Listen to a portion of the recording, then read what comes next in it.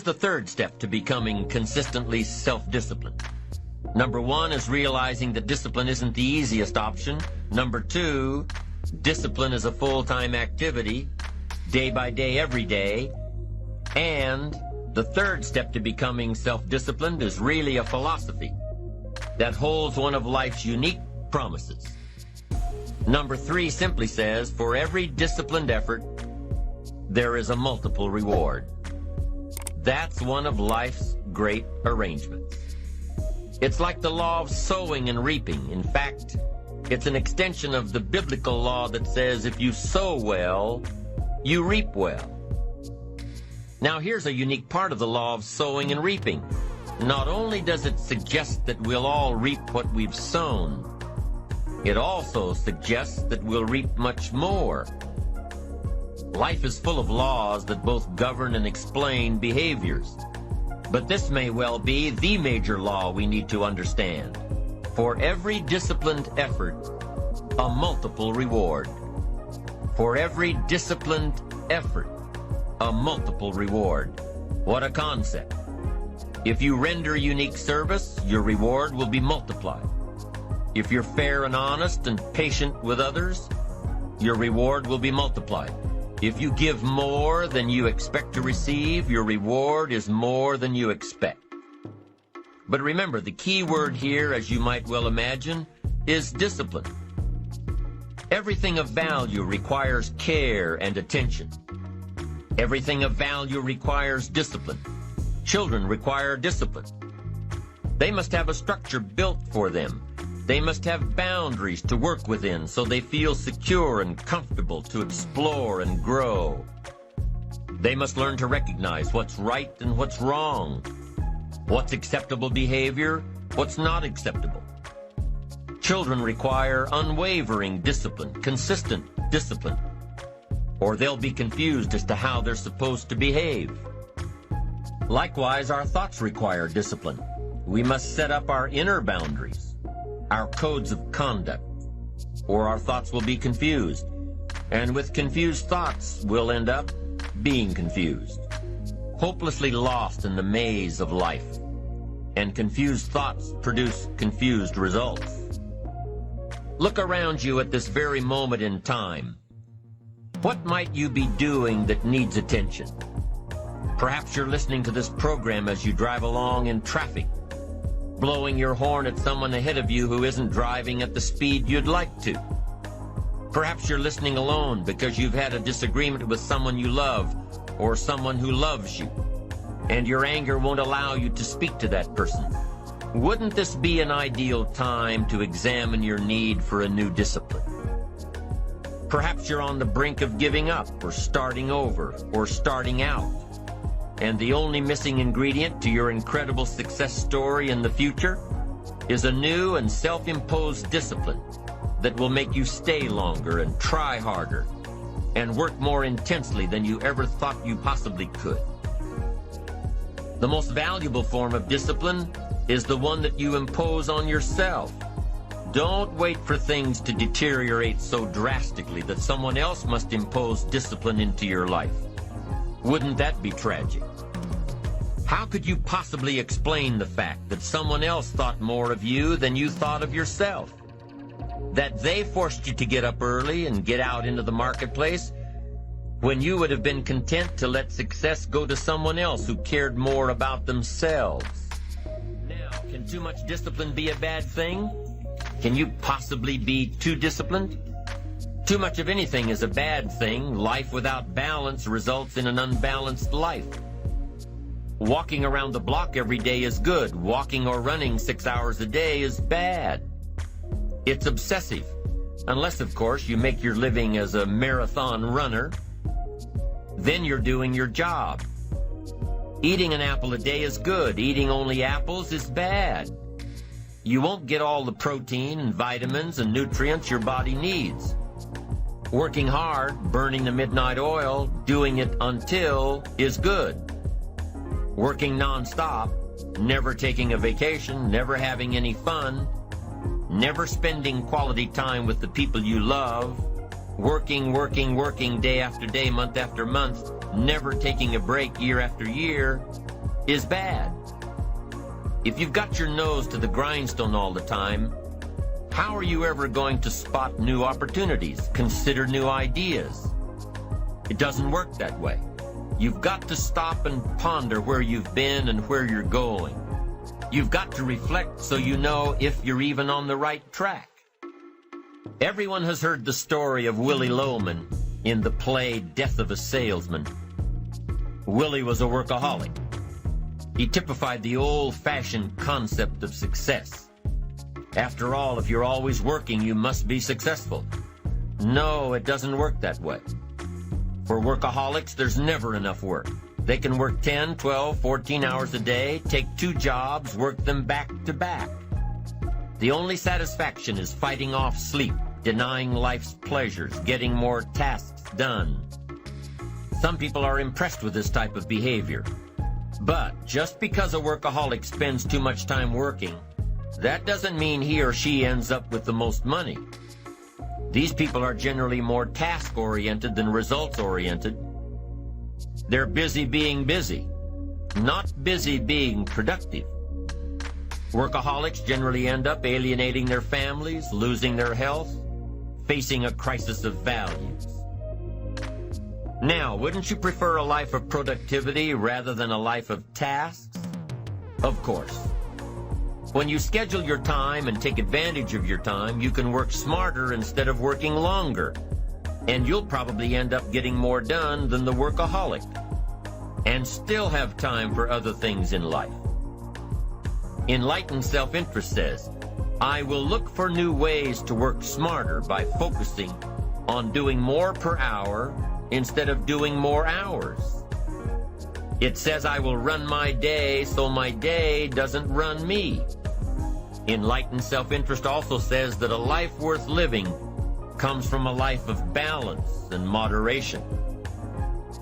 Too much of anything, even good things, will sooner or later throw you off track.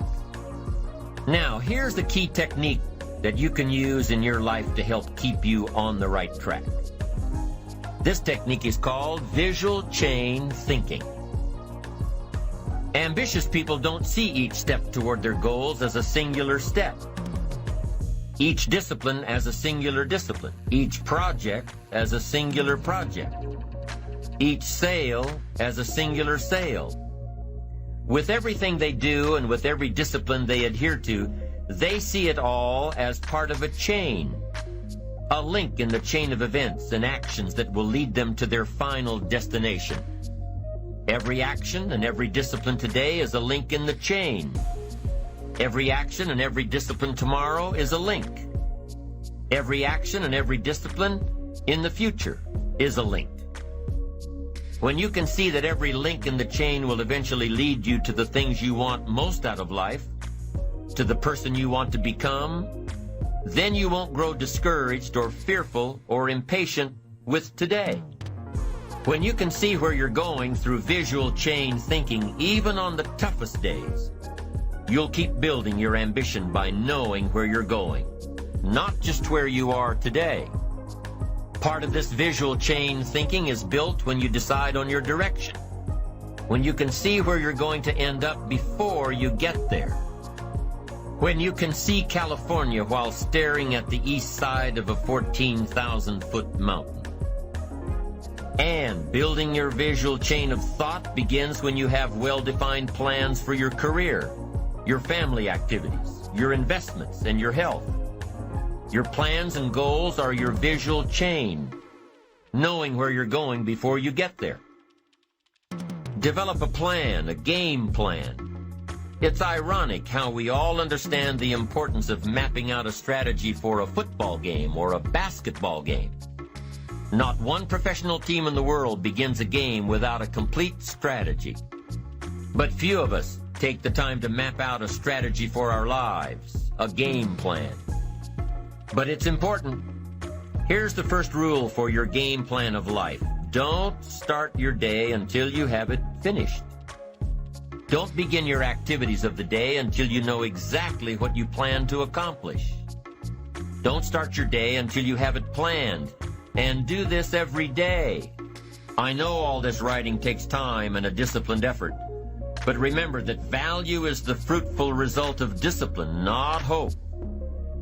Once you've mastered the art of planning your day, you're ready for the next level. Don't start your week until you have it finished. Don't begin your activities of the week until you know exactly what you plan to accomplish. Don't start your week until you have it planned. Just imagine what life would be like if you took time out of every Sunday to plan your week. Come Friday, you won't be saying, "Boy, did this week fly by. Where did it go? What did I do?" No, if you plan your week before you start it, you'll know exactly what you want to do, what you want to accomplish, what you need to work on. If you learn to plan your days as part of your overall game plan for the week, the parts will fit much better. Your days will be better, more effective. You'll be working smarter, not harder. And when you've learned to plan your week, guess what? You've got to plan your month. Don't start your month until it's finished. By developing a game plan for your days, your weeks, your months, by developing and following your game plan, your days and weeks and months all become part of a bigger plan, a bigger design, a long-term view of your life, a visual chain. You'll start gaining a greater perspective of it all because you are planning. It takes great discipline on your part, but it will soon lead to a new habit, a habit of mastering your time, a habit of discipline that will lead you to the good life. Now, if visually seeing the future is new to you, if you've never developed a game plan before, let me offer a few tips. There are two things that you need to understand before you create a game plan. Number one, a game plan, a visual chain of your future, is like a spreadsheet. Instead of listing numbers, you list activities. It's like a to-do list. And number two, the technique of developing a game plan can be used for a single day, a single project, or a variety of projects that are happening simultaneously.